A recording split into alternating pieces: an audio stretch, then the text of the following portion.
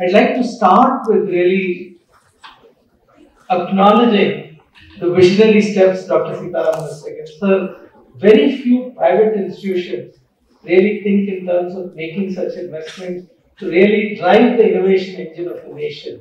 So thank you so much for being the leading light of that, and it's really amazing. And it's not only that, I think, first of all, for all the dignitaries here, I'd like to express my thanks in calling me here to share some of my perspectives. There are so many well-known people in the industry. I see Vinod of Java Capital here. He's not a guy who easily comes and participates. He's one of the early deep tech investors. He's an alum. He's an alum. He's an alum here. Oh, okay. No wonder.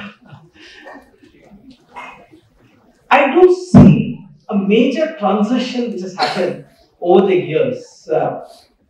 If you look at about 50 years back, industrialization was a very key element in terms of making countries powerful and having a seat on the table in world affairs, which is how the USA became such a key power, or for that matter, Germany, Japan, all of them through industrialization really kicked in. The big change which I see happening in today's context and in the next decade is that the driver for countries to be powerful is their ability to use and leverage technology, which is a real big advantage for India, because in some way when we think of communication technology, we missed the fixed line revolution, we straight away went to mobile. And today you see the advantages. How many of us have gone to a bank to update our passbook or take money? All of us do it online. I remember when I was young, I used to go to the railway station, stand an hour and a half to book a railway ticket. All of us do it when we at our leisure. Today, you don't need to go to a bank or a thing to transfer money to somebody you need. So, technology in a way is permeating actions of individuals, it's permeating into institutions, it is becoming a strategic choice for countries to really become relevant in the global context. Which is why I'm very excited in terms of the opportunity for the next couple of decades for India, because we have the core foundation in terms of being a leader in the technology space. Obviously, yes, we have proven it in the IT services across the world today. I think Indian technology professionals are acknowledged as being the best. And one more notice came today. The head of Apple AI is a Bangalore boy who has become the head of AI in Apple, which means essentially everybody or a majority of the people who are driving AI research and strategy belong to India. So that's a very strategic advantage for us.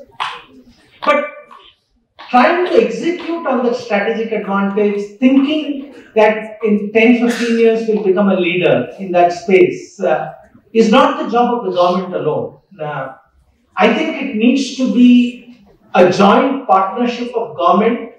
It needs to have people like Vinod and me who provide risk capital to make these things happen.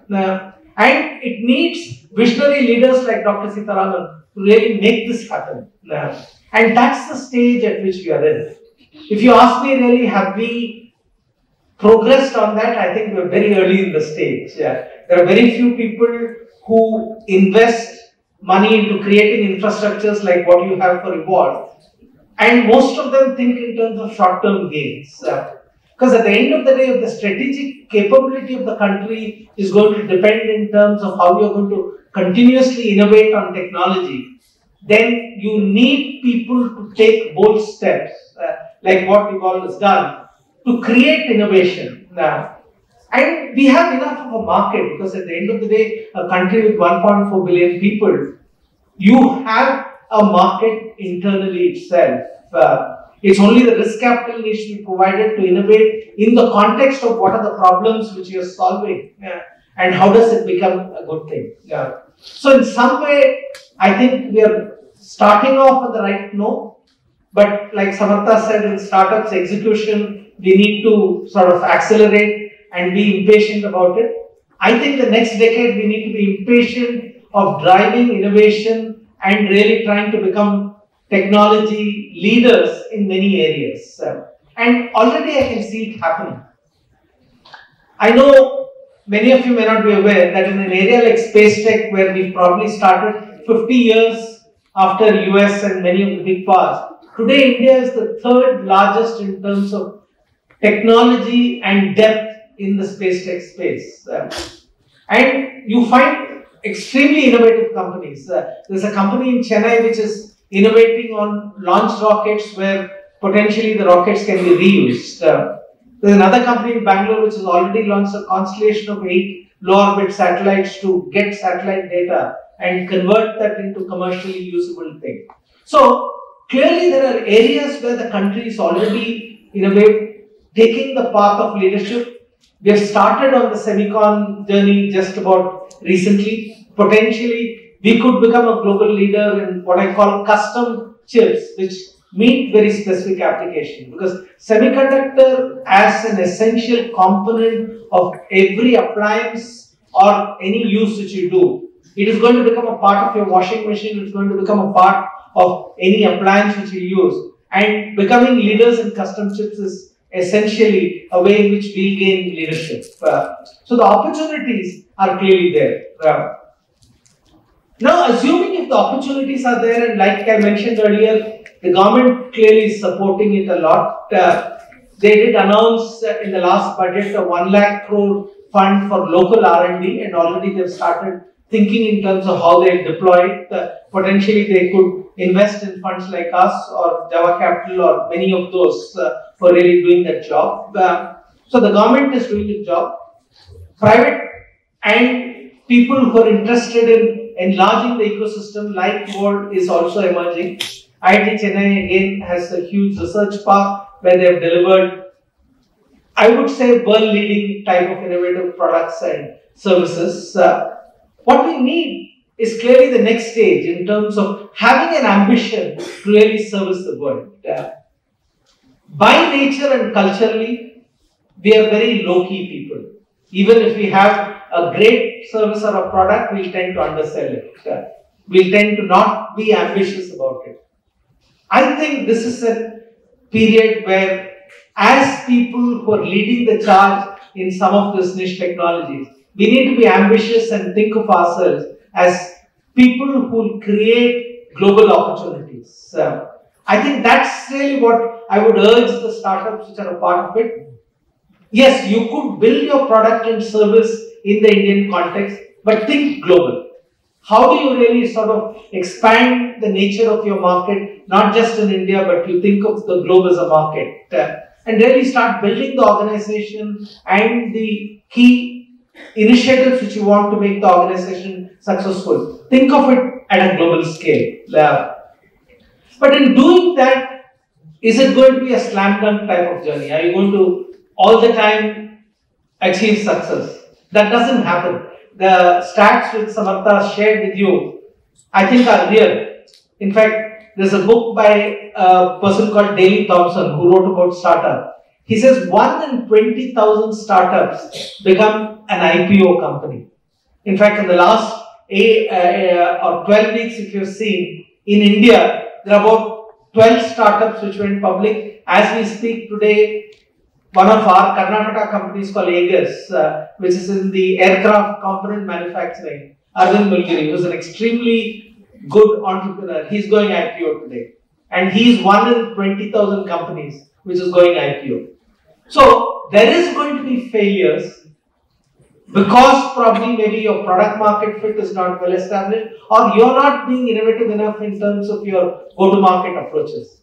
But then, in the startup world, failure is not something which you need to be afraid about, because actually that's a badge of honor. If you have failed, at least you know what doesn't work, and next time when you think of an idea, you start applying some of the knowledge to really make things happen. So be prepared for, I would say, a very tough journey. I keep telling a lot of our startup, the ability to sort of build a startup to become a sustainable business is not a 100-meter race. It's not a sprint. It is a marathon. So budget for what I call segmented pieces of pain.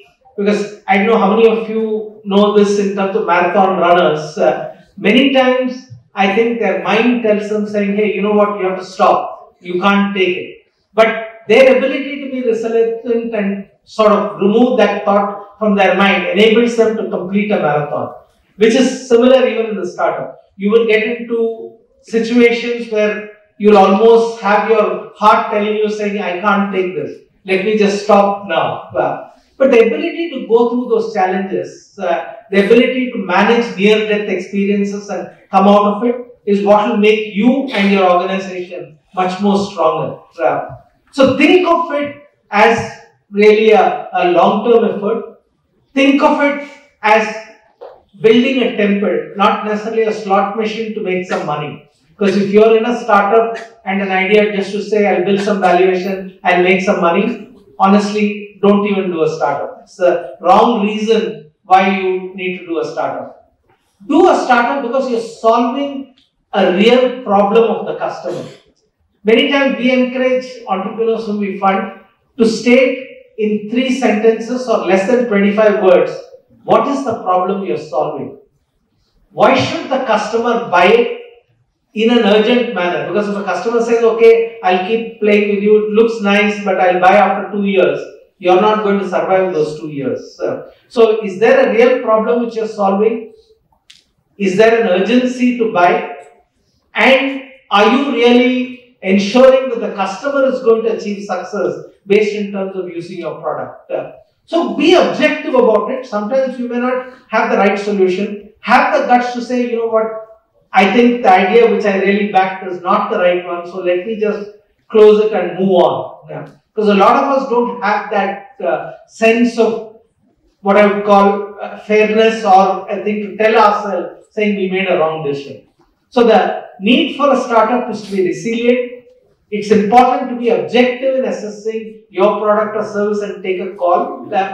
And beyond that, try and collaborate with the ecosystem to accelerate your execution plans. Because very rarely you get infrastructure like what you get here in Evolve and the type of mentorship network they have. Use them, because many times I see startup founders not adequately leveraging the entire ecosystem to accelerate the execution. Because today markets are moving at tremendous pace. 2 years back, we never heard of a ChatGPT, and then it went up into a hype, and today people are talking about why ChatGPT is facing a difficult scenario, will they be in existence, and so on. So markets in today's context move very fast, and if you're going to move like a tortoise, you'll never be there, which is the reason why you need to move like in lightning speed. And in doing that, you need to take the support of the entire ecosystem to make it happen. So I think these are some of the observations. I think of you as being a part of a nation building process. Because I think for all of us here and for many of us who may not even be there 2 decades, 3 decades from now, this is an opportunity for the country. I think this is an opportunity when we can build a nation and be proud of it, that yes, people called us the country of snake charmers, but we are leading the world. That's the opportunity. Help the nation be built by you, and all of you will achieve success. God bless. Thank you.